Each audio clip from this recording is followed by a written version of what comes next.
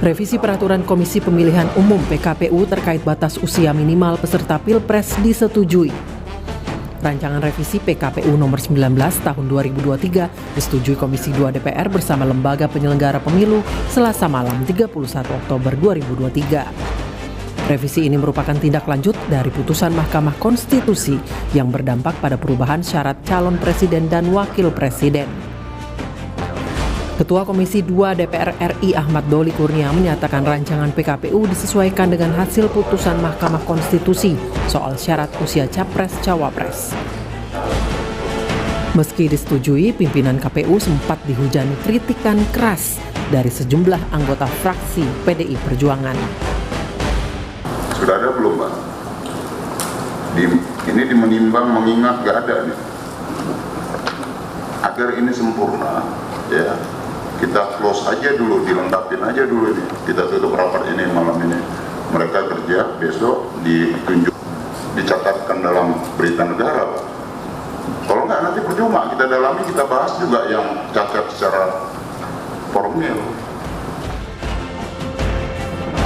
Perubahan PKPU dilakukan sesuai amar putusan MK nomor 90 tahun 2023 yang bunyi pasalnya diubah menjadi syarat untuk menjadi calon presiden dan wakil presiden adalah berusia paling rendah 40 tahun atau pernah atau sedang menduduki jabatan yang dipilih melalui pemilu termasuk pemilihan kepala daerah. Putusan MK nomor 40 tahun 2023 telah mengabulkan kepala daerah yang belum berusia 40 tahun bisa menjadi capres dan cawapres. Sementara dalam peraturan KPU sebelumnya, syarat usia untuk menjadi capres dan cawapres adalah minimal 40 tahun. Terkait putusan MK, Ketua Majelis Kehormatan Mahkamah Konstitusi Jimli Asyidiki menyebut ada tambahan pelaporan yang masuk ke MK-MK.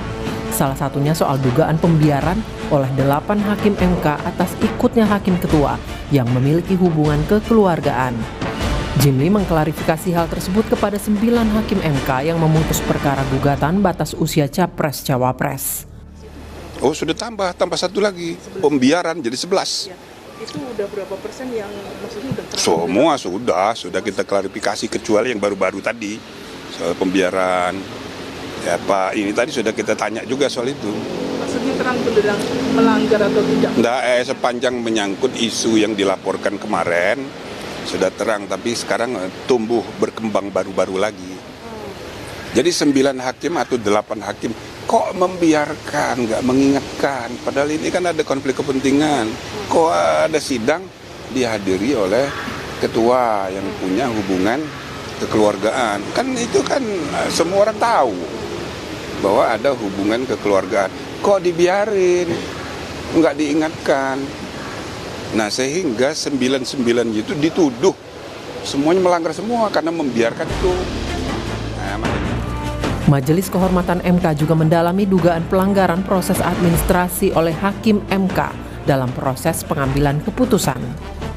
Dan pada Selasa 31 Oktober, Ketua MK Anwar Usman juga telah menjalani pemeriksaan pertama. Tak hanya itu, Majelis Kehormatan MK juga mendukung usulan DPR untuk memakai hak angket terhadap putusan Mahkamah Konstitusi soal batas usia Capres-Cawapres. Ini bertujuan agar fungsi pengawasan DPR dapat berjalan maksimal dengan hak angket.